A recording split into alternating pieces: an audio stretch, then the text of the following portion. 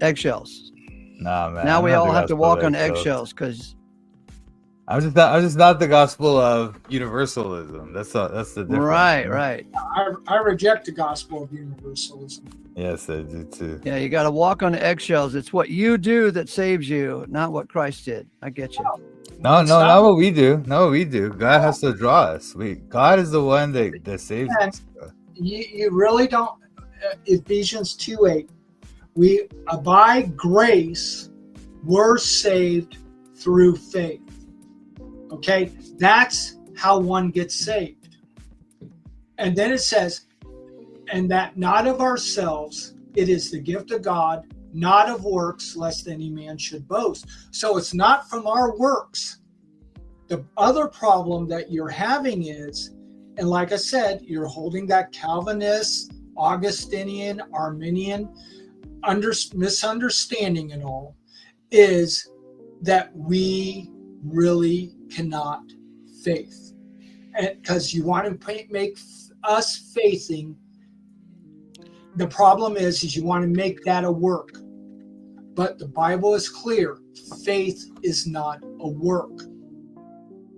So that's the problem with universalism, Arminianism, because at least they get to a place where, but you need this provisional grace or what is it called? Not provisional. What's prevenient grace? The Bible doesn't speak of that. Doesn't they? Like I said, you know what, Kurt. You know what? Special grace. Yeah. But you know what, Kurt? I was thinking about that. Like, you know how in John 6:44 it says, "No man can come to me unless the Father which has sent me draw him." Right? And most non-Calvinists will say, "Oh, that's John 12:32. The Father, the Son draws." No. What are we gonna say about that? What do you think about that? They're two different passages, two different contexts. Agreed. On 644, I hold deals with the that of drawing those who are already saved to Jesus. Really? Already saved? But then they can't come to him. Come to him is believe in him, isn't it? No. You sure about that? Because 47 goes ahead and explains that they already. Now you can have others that do believe. They start hearing the word and they believe and they got saved and stuff. But again, it's the emphasis there is that of taking those who are already believers and bringing them and moving them over from the Father to Jesus. I don't know. You know what? Let me ask you this. Sorry? You're saying people come to the Father and then he brings them to Jesus. Is that what you're saying? No. What happened is in the Old Testament, they didn't know about Jesus. Mm-hmm. Oh, no. Well, come on. Is he talking about the Old Testament? Is he talking about the people in chapter 6? At the beginning, the people were the people at the... Huh? No, they're talking about, again, the believers that are alive at that time that heard the Father, listened to the Father, and doing. And that's the next verse, which explains it. You're talking about, I know the next verse where it says about, everyone who learned of the Father cometh unto me, right? Yeah. But that's the thing, that I think that learn of the Father there is just the same thing as 644. No. Because what's happening is again, in 45, explains what's happening or what's dealing with 44. So in those that, as it says, and they shall be all taught of God, every man therefore that hath heard and hath learned of the Father come unto me. Mm-hmm. So again, we're talking about those that are taught of God, because in the Old Testament, it was about God. They did not know about Jesus because they knew of a promise. Come on, man. Don't go there, bro. Don't go there, man. Don't go there, man. They knew of the promise of the seed Messiah, Christ. Yeah, but they knew. Now, about Christ. that Huh? Messiah, that a seed, Messiah, seed Mhm. has come, and his name is Jesus. Mhm. Okay, Mhm. so what is happening now is also there's this transition of going from God to Jesus. So Mhm. you have this transition of the Father drawing those who already believe, because they are the ones that were taught of God. They heard, learned of the Father, and come unto me. So these are the ones that come unto Jesus, because the Father draws them to Jesus, because these are already believers that are I don't know. happy. I think the heard and the learned are the same thing as the draw. Hey, Drawing howdy. of 644. You know? Now, what is happening in John 12? That's a Yeah, John whole 12, yeah, John 12 is different. Yeah, but this is the thing. This is the thing, that's Kurt. This is the thing, Kurt. that's Kurt. This is the thing, bro.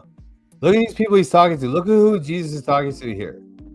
He's talking to the people who they were the ones that he gave the fish and the bread, and then right, they still didn't believe, right? They were looking right, for him, but they didn't believe though. This is the thing. They did not believe, right? right. And so that's But what he's telling them. those, He's telling them they can't come to him, believe in him, unless the Father draws them. And that's why he's explaining to them why they're not believing in him, you know?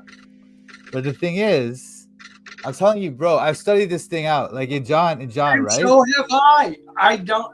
The No, dude, I'm problem not trying to put you, dude. I'm not trying to is put you it's not. down. I'm not trying to say I know more than you or anything. I'm not trying to say that, okay?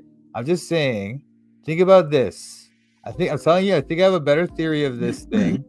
All right, because it explains You're the wanting to data. make salvation a salvific passage. I don't make this section that section. That's You okay. have other places that deal with the salvific that is spoken of, but when you're dealing with this one part, Mhm. you're not dealing with the salvific understanding, because you're dealing with those that are coming to Christ, that have already learned of God, and that are doing these things. No, that's the thing. That's the thing, See, brother. Look, these think about ones look, Kurt, we're not doing Kurt. that. Hold on. Think about it, man. First he says, no one can come to me unless the Father which has sent me draw him, 644. Right. Then whoever learns of the Father, whoever heard of the Father, learned of him, cometh unto me. So according to normal use of parallelism, the word heard and Yeah. learned of the Father is the exact same thing as draw by the Father. That's the same But thing. here it says it is written in the prophets. I know. So Yeah, I know exactly. Yeah. this is a prophetic saying Mhm. that Jesus is using of Mhm. showing the transition of those that have learned from the Father Mhm. and have done this now are being drawn to me. Now, it doesn't Yeah. say everyone will be drawn, because not everyone is doing this. So even there could be even believers that are not doing this, and they're not getting drawn. So No, bro. that's No, dude. It's not even about that. Listen, bro. Look at 639 or something. It says like all who the Father giveth to me shall come to me. Right? Because he's talking about it's the same thing as the drawing, right? He giveth to them, he giveth to him, and then they come to him. Same as draw him, and then they come to him. But what I'm saying to you, Kurt, I'm telling you, bro. I'm telling you, my theory I have about this is really good. It's really good, bro. Because it's like this is what's going on in John, right? You know the word Martureo, the testimony, the bearing witness. You know that thing, the bear witness thing. Like John uses it a lot, right? So what he's saying is, like in John 3:33, John the Baptist is saying, whoever receives the testimony about Jesus, they said to their seal that God is true. Okay, they said to their seal that God is true, and then those are the people that God draws. Okay, and then this is what happens in the story. You can see that this keeps happening in the story. So, for example, in chapter 5. Jesus talks about who is giving this testimony. Who's giving the testimony? There's John's preaching. He talks about John's preaching. He talks about that's where I have a problem. I don't what? see the John as just a gospel to unbelievers. I think most of it, a lot of it has more to do with to the believer first, so that we may believe. And what is it, John 20:21 about my brain's shutting down and all, but that key verse. And then it does help us also then for as believers to share the gospel to unbelievers and see them get saved. So I don't hold as the earlier free grace and stuff that John is just about people getting saved. I don't hold that. I take the book of John as primarily to the believer. Or in yeah, sure. He wants them to join the church or whatever. I get it what you're saying, but at least some people that John's preaching to, they come to believe. But the fact is, this is the thing. Whether they believed in the Christ before already and were saved already, that's fine. Whatever. But the fact is, when they believe, they won't come to Jesus. They won't come to Him. So even if they were saved already, we're believing in the Christ to come. They won't come to Jesus unless the Father draws them, right? And then this is the thing now. This is the thing. So what happens is this word martureo, the testimony, the drawing, the so you're holding right? to the early Calvinistic free grace. No, dude. No. It's not Calvinistic. I'm telling you. This is a way to not be Calvinistic. Listen. It's the way to not be Calvinistic, but also not be semi-Pelagian, as they always accuse us of. You know, they always accuse us of that, of being semi-Pelagian. This is that. This is how to avoid that. And I'm telling you, John is explaining that to us. John is literally telling us how to not be Pelagian, and how to not be Calvinist. He's telling us with this thing, the Martureo. Because this is what happens, bro. I'm telling you, man. In chapter 5, right? Jesus tells them what, like, certain things are bearing witness of Jesus. Okay, there's John's preaching, there's Jesus's miracles, and there's the Father in the scriptures. All these things bear witness of Jesus. Okay, and then what you see in the story now, if you go to chapter 1, you see John's preaching, and he says, "Oh, behold the Lamb of God." So then two of his disciples hear the preaching. They receive the testimony. They were already believers. Okay, whatever. But they receive the testimony, and then they learn that's when they learn that Jesus is the Christ. They didn't realize that yet, right? I understand that. And so there is this drawing, and as I said, the Father is drawing the believer to Christ, and that of moving away from just God, but moving to Jesus. Because now things have moved to a specific by a progressive revelation, and how things are transitioning to that of where we'll be in, again, the church and in Christ, and then Christ fulfilling everything that needs to be fulfilled. He is not the fulfillment, but He is fulfilling. Therefore, He's not the promised land, but He is the one who will make sure Israel gets their promised land. Okay, bro. I'm just trying to say, man. John has clearly got this theme going. It's an obvious theme in the book, right? Of the testimony. People who receive the testimony, then they get drawn to God, okay? And they get drawn to Jesus. Then other people, they don't receive the testimony. Like those people in John 6, at the beginning of John 6, He's doing the miracles. The miracles are part of the testimony. But then remember when they come to Him, He says, "You did not come to me because of the miracles, but because you ate of the loaves and were filled." Right? Right. That's because they did not receive the testimony. You see what I'm saying? But then the disciples, they received the testimony. It's about being saved or not. I'm not saying that. Whatever, dude. It doesn't matter, like, whether it's being saved or not. If they're already saved, then okay, yeah, they still have to come to Jesus though to join the church, right? And if they're not saved, then they have to come to Jesus. Either way, they have to come to Jesus. No, because right now there is no church when Jesus is speaking this. Well, dude, whatever, man. They have to come to Jesus to have proper faith in the Christ, right? I know, bro. Dude, listen, bro. Don't go like, dude. Don't complicate it. But it is moving into a transition where Christ is taking the preeminence right now Okay, because man. he has Okay, because bro. he's It's going to all be right. the one Okay. who's Okay. putting everything under Okay, his got you, feet, man. and then It's all right. ultimately we'll put it underneath the All right. Father's. All right, bro. All right, that's cool. But thanks, man. Thanks for letting me talk for a bit. I'll see you guys later. God bless. All right. Before you go, Toronto, I want to say I like the emphasis on Martureo and pistis. I think you're onto something. I was talking about this before. I think this is the direction to go. Yeah, you're definitely onto something. Oh yeah, So dude, check out my video. Check out my video. I got a video on this. I explain the whole thing, dude. It's called what's it called, man? It's called like John something. I'll check it out. I'll drop it in the chat. But yeah, what were you gonna say? Sorry.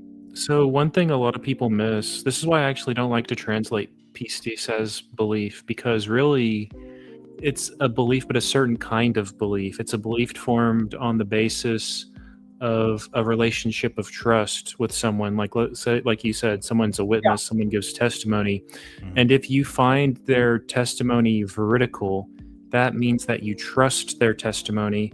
And if you trust that testimony, then you believe what they say. That's sort of the order of operations as I see it. Yeah, and I will agree with that. I don't have a problem with that because, again, I've always said in the English word belief has two definitions. And people argue with me, and that's why I use the word faithing. Faithing. Instead of believing, I say faithing. Because again, it's a different thing from just the common understanding of believings. Because again, someone can believe and not have, and it's not really a faith. Really? What do you mean by that? Yeah. In other words, I believe I believe Trump is president, something like that. So in dealing with that, that's just a usage of word that really doesn't convey a trust, a reliance in. Oh, okay. But wait. What about like anyone who believes Jesus is the Christ is born of God? So that's a proposition, right? It's similar to Trump is the president. It's just believing that proposition. It's not trusting. You can't trust the proposition. You just believe it, whether it's true or not. You know? Well, you can't. You got to show your be... face in the backstage before I bring you in. Then you can put your icon back on. No one else sees you except for me. But you're going to be innocent to that proposition unless someone tells you about it. And the only reason, well, I guess, whatever, like you can either believe or you disbelieve or you suspend judgment or you're innocent. Like you don't know what you're not aware of it or something, right? So Christianity is like revelatory. Like God has to tell you something. You can't really come to a lot of these truths on your own. And so even at that point, to hear it, to believe what God says. Right? Yeah. Like so I agree. So to like believe something about God, God says something about himself, and because you have a relationship of trust with God, you believe what he discloses about himself. Like you could take it that like you could, what's funny is like you could believe that Yahweh is God, but you just like believe he's a liar about everything. Like, oh, he's not gonna resurrect people. He's not like you could not trust him, which I'm not sure if anyone has that position, but so you have to have a relationship of trust with God to assent to any of the revelation. At least that's how I look at it. Well, the thing is, though, that's the thing. Like, that's why I'm trying to say that that's not what it is, because it has to be like when it says believe that Jesus is the Christ. That's literally just believing that he's the person that fits the definition of the word Christ. It's just a proposition. It's not trusting, you know. But the Christ is the one who gives eternal life. So when you believe that about him, he gives you that means you believe he gives you eternal life, you know? Yeah, like it's logically possible that someone could just like without any, like, let's say like you lock someone in a room, like I guess it's logically possible that they believe Jesus is the Christ, but I don't think that's possible because you're not introduced to that information outside of Revelation. I don't think. Do you think like someone could just, if like let's say we lock someone in a room their whole life, they have no access to anything outside of that, do you think that they could come to form that belief?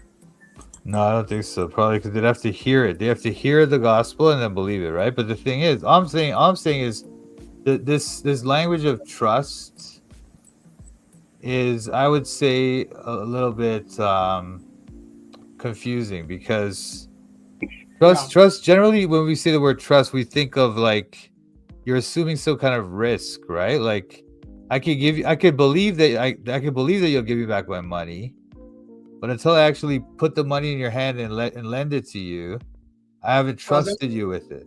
That's the problem with our English language, is that our wordings have a lot of issues and things like that. So, I mean, when I say trust, I always have to put in a caveat of not in the idea of works. Mm-hmm. So that because again, a lot of our wording, our English wording, it sounds like we're doing all these works when we're not. Mm-hmm. And that's part of the problem when you're trying to translate some of these things. So I understand. ALAA, glad to have you here. What's on your mind? Yeah. Good morning, everybody. Am I coming clear? So I want to make sure Yes. that I'm audible. Okay. Thank you very much. God bless you. Guys, I don't know if you know me. Usually I join your stream. I just stay outside, listen to you, and I enjoy actually your conversation most of the time.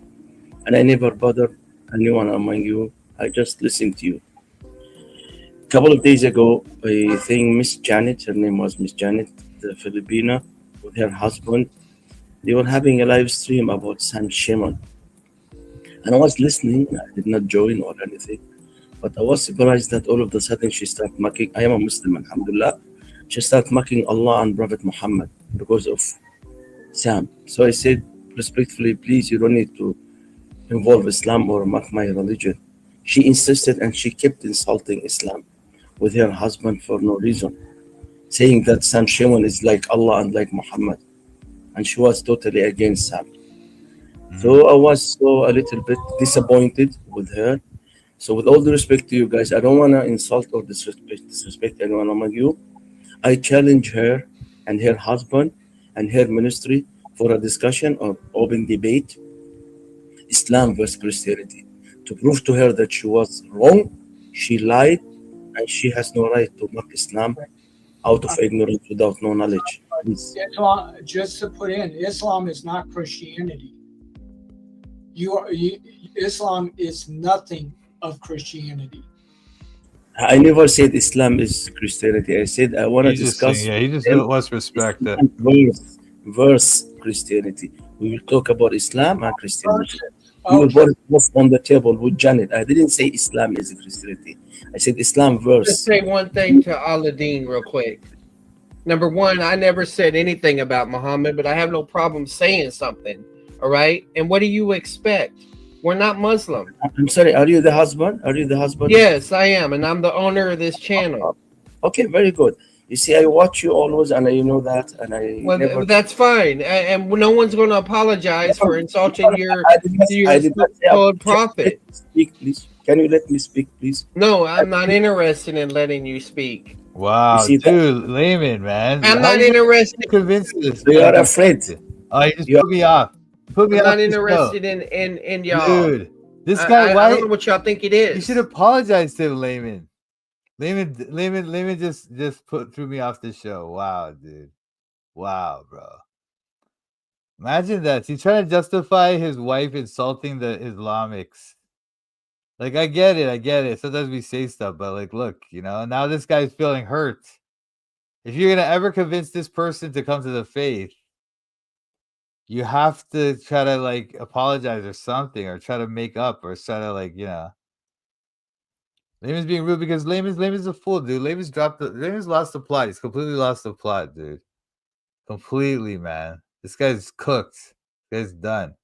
I cooked him up in Walter's servitude. He's finished, bro. He's finished. Yeah, like apparently Layman's wife said something bad about Muslims, and then I don't know, whatever. Yeah, no, at least I didn't get angry. That's true. But Layman shouldn't have thrown me off the show just because he was rude to the guy. I was just saying, hey man, don't be like that. I know. Layman's tripping, man. Thanks, Crafty. Well, Layman is tripping, dude. Layman's losing the plot, man, because now I'm cornering him, man. I'm cornering him on this dispensationalism thing. Because he started it, man. He started trying to bring in this dumb AI thing. Now he's getting proven wrong.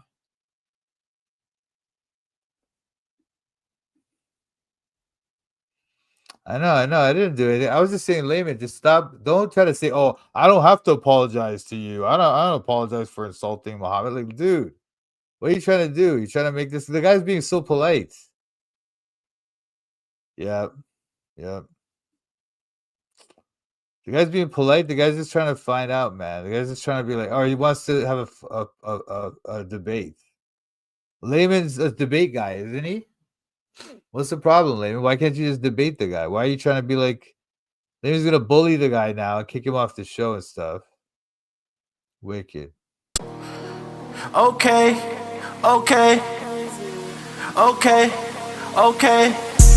I'm studying the Bible in Toronto.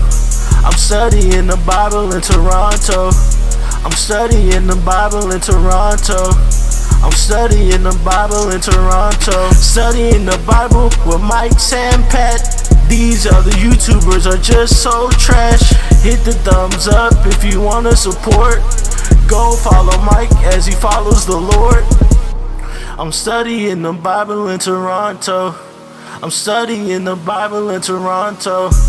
I'm studying the Bible in Toronto. I'm studying the Bible in Toronto. You better watch out, Mike's calling out the shills. If you're not free grace, you need to sit down and chill. We're not hyper grace, you know we keep it real. Eternally secure, you know that we're sealed.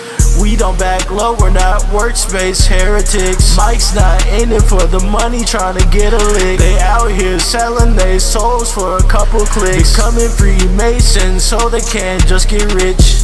I'm studying the Bible in Toronto. I'm studying the Bible in Toronto. I'm studying the Bible in Toronto. I'm studying the Bible in Toronto. Shout out to Mike and Pat. Check out his channel, Toronto Bible Study. Subscribe and like.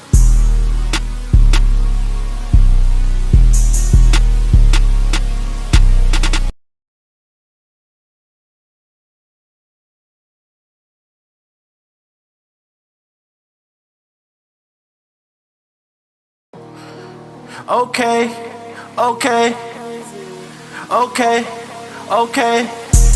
I'm studying the Bible in Toronto. I'm studying the Bible in Toronto. I'm studying the Bible in Toronto. I'm studying the Bible in Toronto.